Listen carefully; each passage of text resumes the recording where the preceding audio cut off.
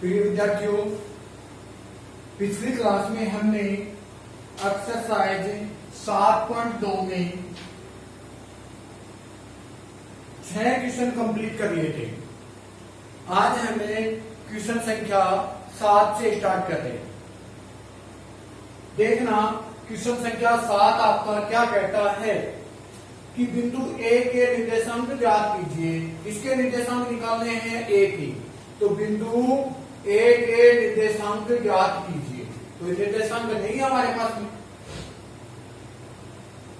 जहां A B वर्त का व्यास है, जहां ए बी वर्त का व्यास है, देख लीजिए ये आपके पास में वर्त बन गया। ये लीजिए ए बी वर्त का व्यास, तो इसका ये सेंटर पॉइंट केंद्र बिंदु हो गया हो।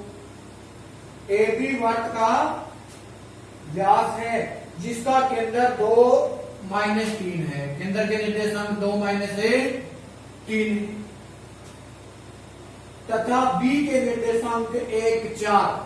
बी के निर्देशांक कितने हैं? 1 और 4। अब देखना, हमने ए के निर्देशांक मान लिया क्या? x1 और y1 मान लिया। ए के निर्देशांक हमने क्या मान लिए? x1 और y1। बी वाले निर्देशांक आपके पास में x2 और y2 है ही। अब देखना, माना कि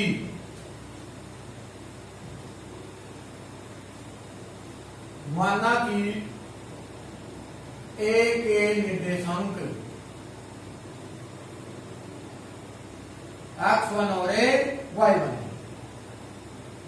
ओ का निर्देशांक कितने हैं? 2-3। बी के निर्देशांक 1 और 4।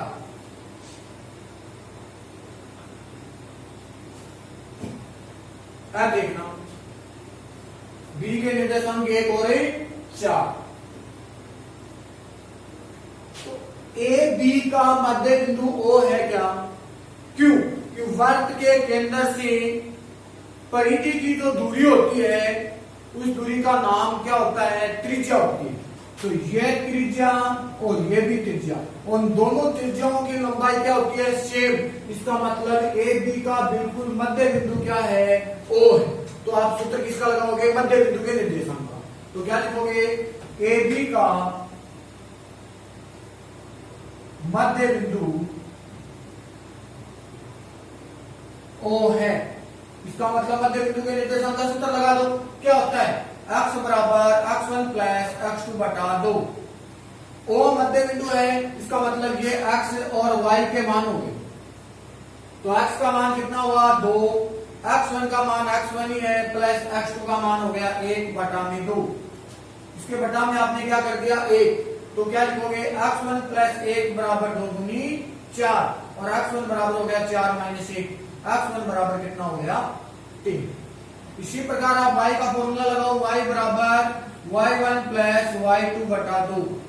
y का मान कितना है? -3 बराबर y1 का मान कितना हुआ? y1 प्लस y2 का मान कितना हुआ? y2। y2 का मान हो गया 4, बटा में कितना? 2। इसके बटा में आपने क्या लगा दिया? 1। y1 प्लस 4 बराबर 3 दूनी 6 हो गए माइनस का। तो y1 बराबर हो गया -6 - 4, और y1 बराबर हो गया -10। तो आपके पास में a के जो निर्देशांक हैं वो हो गए 3 और -10। ये आपके पास में किसके निर्देशांक हो गए? a के निर्देशांक। तो क्वेश्चन संख्या 7 आपका कंप्लीट हो गया। कौन सा कंप्लीट हुआ? क्वेश्चन संख्या 7। अब देखना क्वेश्चन संख्या 8।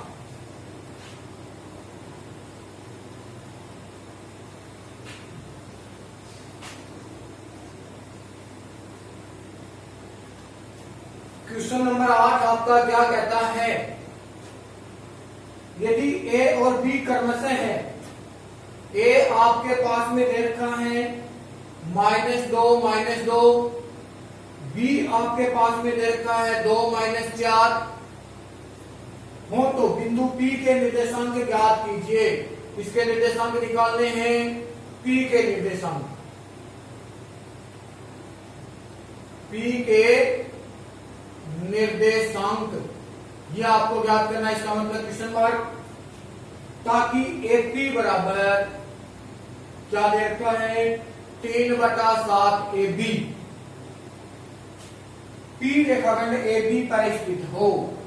P रेखाखंड किसके ऊपर स्थित है? AB पर। ध्यान दोगे यहां पे, ये आपके पास में क्या हो गया बिंदु A, ये आपके पास में बिंदु हो गया B, और P जो रेखाखंड है वो किसके ऊपर स्थित है? AB पर। ये यहां पे आपके पास में बिंदु क्या आ गया? P। अब देखना ध्यान से, आपको P के निर्देशांक चाहिए, तो P के निर्देशांक निकालने के लिए आपको A और B के निर्देशांक तो दे रखे हैं, -2 और -2। A के पॉइंट -2 और -2, और B के पॉइंट हो गए 2 और -4। तो P के निर्देशांक निकालने के लिए आपको इसका अनुपात निकालना होगा कि AP अनुपात BP कितना होगा, और अनुपात आते ही आप इस क्वेश्चन को सरल कर सकते हो।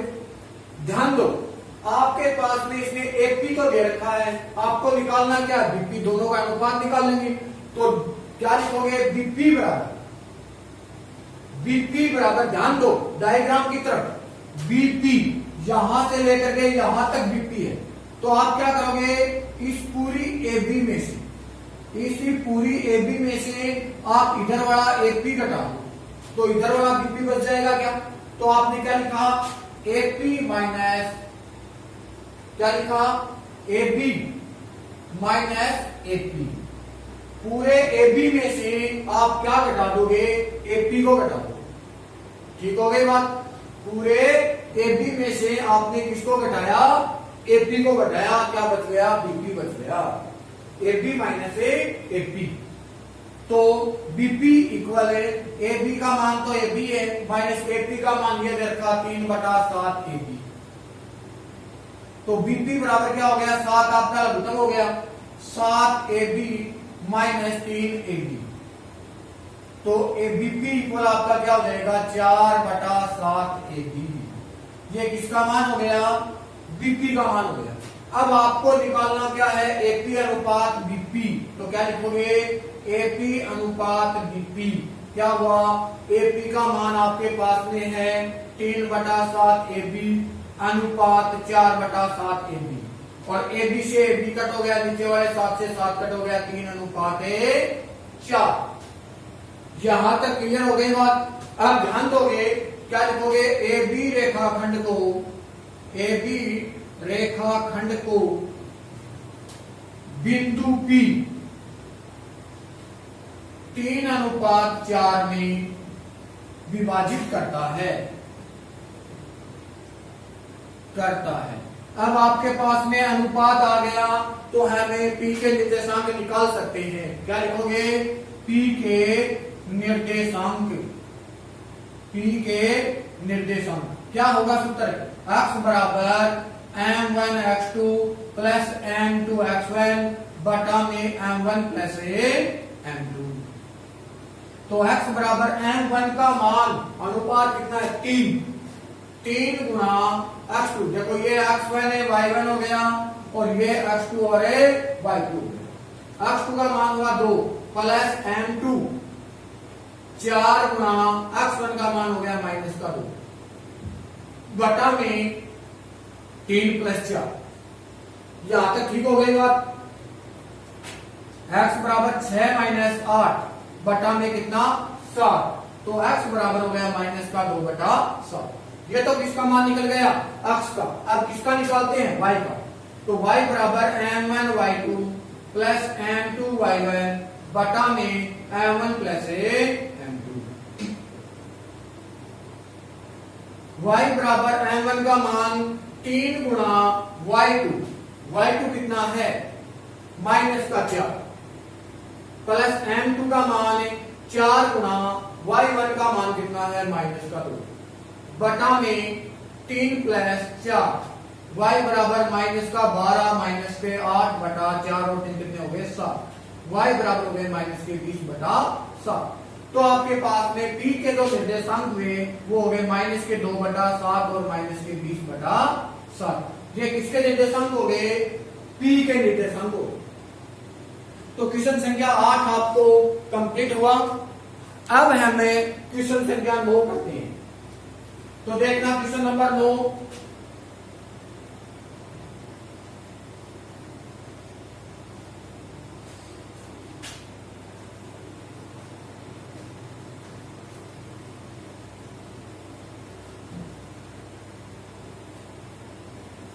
क्वेश्चन संख्या 9, ध्यान से देखोगे क्वेश्चन को कि बिंदुओं ए का मान है -2, बी का मान दे रखा है 2 और 8 को जोड़ने वाले रेखाखंड ए बी को 4 बराबर भागों में विभाजित करता है। कितने भागों में? 4 बराबर भागों में विभाजित करने वाले बिंदुओं के निर्देशांक ज्ञात करने हैं। तो ध्यान दोगे इधर, ये आपके पास में ए और ये आपके पास में बी, ए बी रेखाखंड है। ए बी रेखाखंड को कितने भागों में बांटता है? ये 4। तो पीछे मैंने एक एग्जांपल करवाया था समत्रिभाजित का। समत्रिभाजित का मतलब 3 बराबर भाग, तो हमने कितने बिंदु रखे थे? बीच में 2। यहाँ 4 बराबर भाग हैं, तो बीच में कितने बिंदु रखने होंगे? 3। तो देखो, ये बिंदु मैं कर देता हूं P, ये बिंदु मैं कर देता हूं Q और ये बिंदु मैं कर देता हूं R। जैसे एग्जांपल में किया था वैसा का वैसा कर सकते हो। देखो 4 भाग हो गए क्या? यहां से यहां तक का 1, यहां से यहां तक का 2 और यहां से यहां तक का 3 और यहां से यहां तक का 4। समान 4 बराबर भागों में बांटता है, तो बराबर 4 भाग है, तो यह 1 मान लूंगा इसको। तो यह भी कितना होगा? 1 और यह भी कितना होगा? 1 और यह भी कितना होगा? 1। देखो, इस क्वेश्चन को हम 2 प्रकार से कर सकते हैं। कितने प्रकार से कर सकते हैं? 2 प्रकार से। कैसे? एक तो जो आपने पीछे एग्जांपल किया था उस तरीके से। पहले अगर हम P के निर्देशांक निकालते हैं तो P का जो अनुपात आएगा वो क्या आएगा? P चला जाएगा A के पास में, तो कितना हो गया? 1। फिर P किसके पास में जाएगा? B के पास में, तो 1 2 3, तो P के अनुपात हो गए 1:3। 1:3 के अनुसार AB को बिंदु P 1:3 में विभाजित करता है। तो सूत्र लगा दोगे, x बराबर m1 x2 plus m2 x1 बटा में m1 प्लस m2। इसी प्रकार y का लगा दोगे, एक तरीका ये होगा। फिर चलते हैं Q पर। Q किसके पास में आएगा? A के पास में, तो कितना हो गया? 2। और इधर Q किसके पास में जाएगा? B के पास में, तो 2:2। कितना हुआ? 2:2। तो Q के निर्देशांक भी उसी फॉर्मूले से निकाल दोगे, m1 x2 plus m2 x1 बटा में m1 प्लस m2। फिर हम R की बात करते हैं। R किसके पास में जाएगा? A के पास में, तो 1 2 3 हो गए, 3:1। इधर कितना हुआ? 1। ये लीजिए, इस प्रकार से P Q R के निर्देशांक आप निकाल सकते हो। ये तरीका तो मैंने एग्जांपल में आपको बता दिया और आप कर सकते हो। लेकिन आप देखो दूसरा तरीका, ध्यान दो। सबसे पहले मैं क्या करता हूं? सबसे पहले बीच में कौन है? बिल्कुल बीच में कौन है? Q है। बिल्कुल बीच में कौन है? Q है। और Q है, इधर Q किसके पास में जाएगा? A के पास में, क्योंकि निर्देशांक किसके पास में है? A के पास में। और Q इधर B के पास में जाएगा, निर्देशांक B के पास में है। तो क्या हुआ? 2:2। और मैंने एक लाइन लिखवाई थी, अगर आपके पास में अनुपात समान हो तो हम मध्य बिंदु का निर्देशांक लगा सकते हैं। तो ए बी के बिल्कुल बीच में कौन है? Q है। तो मध्य बिंदु हो जाएगा क्या? ये थोड़ा सा सूत्र इजी हो जाता है। तो आप क्या लिखोगे? ए बी को बिंदु Q 2:2 में विभाजित करता है। तो क्या हो जाएगा? ए बी के मध्य बिंदु Q के निर्देशांक, Q के निर्देशांक। तो देखना Q का निर्देशांक क्या होगा? x बराबर x1 प्लस x2 बटा 2 और y बराबर y1 प्लस y2 बटा 2। तो x बराबर x1 का मान -2 प्लस x2 का मान 2 बटा 2, तो x बराबर हो गया 0 बटा 2। x बराबर क्या हुआ? 0। क्या हुआ? 0। y का निकाल लेता हूं मैं, y बराबर y1 का मान 2 प्लस 8/2, तो y बराबर हो गया 10/2, y बराबर कितना हुआ 5। तो क्यू के जो पॉइंट आपके पास में आ गए वो हो गए 0 और 5। ये तो किसके निर्देशांक हो गए? क्यू के निर्देशांक हो गए। अब आपको किसके निर्देशांक निकालने हैं? पी के निर्देशांक। किसके निर्देशांक निकालोगे? पी के निकालो चाहे आर के निर्देशांक निकालो आप।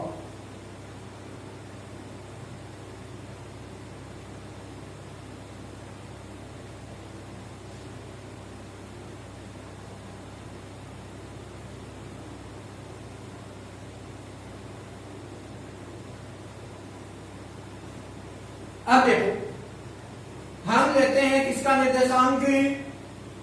पी के निर्देशांक। थोड़ा सा वापिस ध्यान दोगे, क्यू के पॉइंट आपके पास में यहां हो जाते हैं 0 और 5। अब आपके पास में क्यू के पॉइंट हो गए, किसके पॉइंट हो गए? क्यू के पॉइंट। और क्यू के पॉइंट हो गए तो ध्यान दो, पी का पॉइंट निकालने के लिए पी अब ए के पास में जाता है इधर तो, और पी अब यहां क्यू के पास में आ जाएगा, क्योंकि बी के पास में जाने की आवश्यकता नहीं है। क्यों? क्योंकि क्यू के पास में पॉइंट पहले से मौजूद है, और मौजूद है तो हमें क्यू पर ही पहुंच जाएंगे। तो देखो ए क्यू का मध्य बिंदु पी हुआ क्या? 1:1 है। 1:1 है तो मध्य में आ जाएगा। तो क्या लिखोगे? ए क्यू के मध्य बिंदु पी के निर्देशांक। तो क्या फॉर्मूला बन गया? x बराबर x1 प्लस x2/2 और y बराबर y1 प्लस y2/2।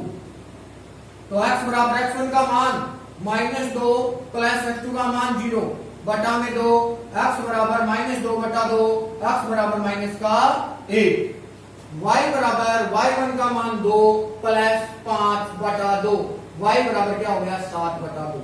तो क्यू के जो निर्देशांक आपके पास में हुए, सॉरी किसके? पी के निर्देशांक। पी के निर्देशांक हो गए -1 और 7/2। ये पी का निर्देशांक हो गया। अब आपको किसके निर्देशांक निकालने हैं? आर का निर्देशांक और निकालना है। तो चलो देखते हैं आर के निर्देशांक। इधर वाला मैं मिटा देता हूं एक बार।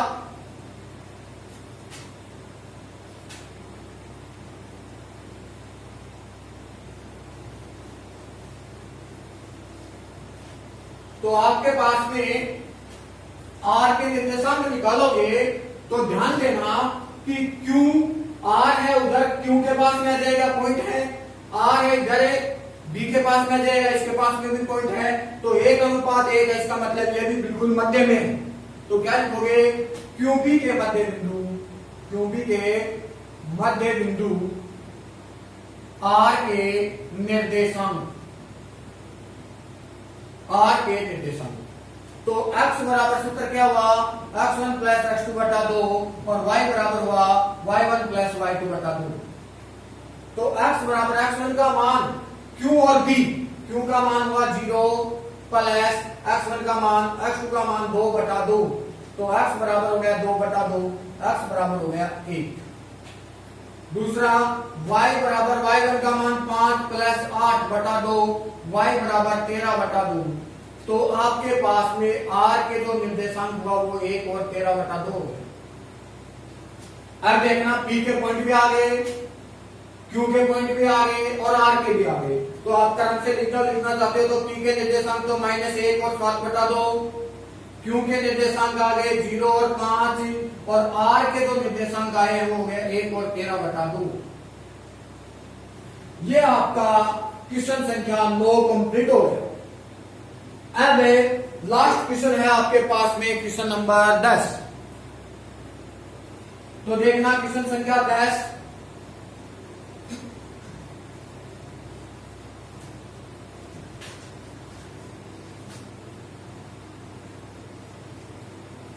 क्वेश्चन संख्या 10 आपका क्या कहता है कि एक समचतुर्भुज का क्षेत्रफल ज्ञात कीजिए जिसके शीर्ष, ये लीजिए आपके पास में समचतुर्भुज में बना देता हूं, ए बी सी और डी, और शीर्ष दे रखे हैं 3 0 4 5 -1 4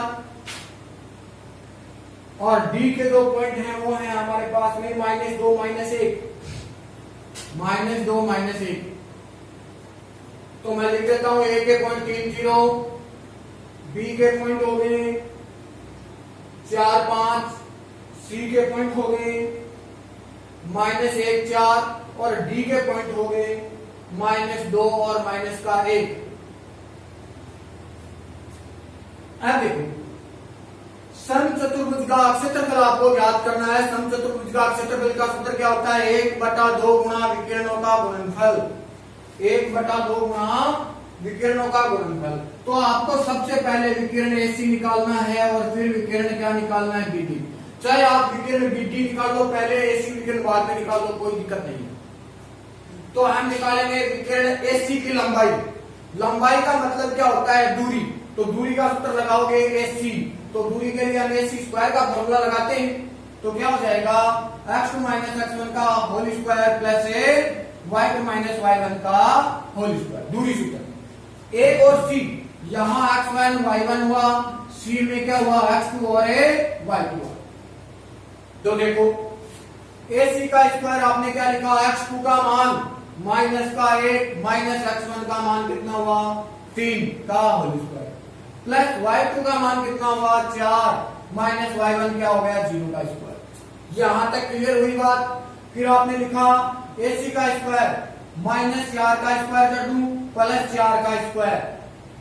एसी स्क्वायर बराबर हो गया 16 प्लस 16। एसी स्क्वायर बराबर हो गया 32 और एसी का रूट हटाओगे रूट 32 और 32 का रूट देखो आप क्या लिख सकते हो? 16 गुणा 2 लिख सकते हो 32 को। 16 का रूट कितना होता है? 4। एसी बराबर 4 रूट 2। तो ये तो आपके पास में विकिरण कौन सा आ गया? एसी विकिरण हो गया। कौन सा विकिरण हो गया? एसी। अब आप कौन सा विकिरण निकालोगे? बीडी विकिरण निकालोगे। देखो मैं विकिरण बीडी निकाल देता हूं। बीडी स्क्वायर बराबर x2 - x1 का whole square plus y2 - y1 का होल स्क्वायर। बी और डी में से ये तो मैं x1 और y1 x2 और y2 लिखता हूं, ये रफ कॉपी के लिए है। देखो बी पहले नंबर पे है, x1 y1 आ गया, डी दूसरे नंबर पे है, x2 और y2 आ गया। तो आपने लिखा बीडी का स्क्वायर बराबर x2 का मान कितना है? -2 माइनस x1 का मान 4 का होल स्क्वायर प्लस y2 का मान -1 माइनस y1 का मान कितना? 5 का होल स्क्वायर। तो आपने लिखा बीडी का स्क्वायर बराबर -6 का स्क्वायर प्लस -6 का स्क्वायर। बीडी स्क्वायर बराबर माइनस की संख्या हो और ऊपर घात 2 4 6 यानी कि सम घात हो तो उत्तर किसका हो जाता है? प्लस का। ये हो गया 36 प्लस 36। तो बीडी स्क्वायर बराबर आपका कितना हो गया? 72। और 72 का बीडी का स्क्वायर हटा देते हो तो क्या लगेगा? रूट 72। और 72 का रूट कितना होता है भाई? 72 को आप 36 गुणा 2 लिख सकते हो क्या? तो बीडी बराबर 36 का हो गया 6 रूट 2। ये आपके पास में दोनों विकिरण आ गए। अब आप समचतुर्भुज का क्षेत्रफल का सूत्र लगा दो। समय चतुर्भुज का क्षेत्रफल क्या होगा? 1/2 गुणा विकिरणों का गुणनफल है। विकिरणों का गुणनफल, गुणन या गुणनफल। यहां तक ठीक हो गई बात। फिर आपने लिखा 1/2 गुणा विकिरण क्या है? एसी गुणा विकिरण क्या है? बीडी। 1/2 एसी का मान आया 4 रूट 2 गुणा बीडी का मान आया 6 रूट 2। तो 1/2 गुणा 4 गुणा 6 और रूट 2 को रूट 2 से गुणा करोगे कितना आ जाएगा? रूट 4 का मतलब हुआ 2। या कोई भी संख्या रूट में 2 बार गुणा हो जाती है तो उसका रूट हट जाता है। 2 से 2 कट हो गया, 6 4 24 वर्ग मात्रक या वर्ग इकाई। क्षेत्रफल हमेशा किसमें आता है? वर्ग इकाई या वर्ग मात्रक होता है। तो आपके पास में एक्सरसाइज 7.2 कंप्लीट हो चुकी है। अगले क्लास में हमें एक्सरसाइज 7.3 स्टार्ट करेंगे। आज के लिए काफी है। एक बार चैनल को सब्सक्राइब जरूर कर देना। Thank you.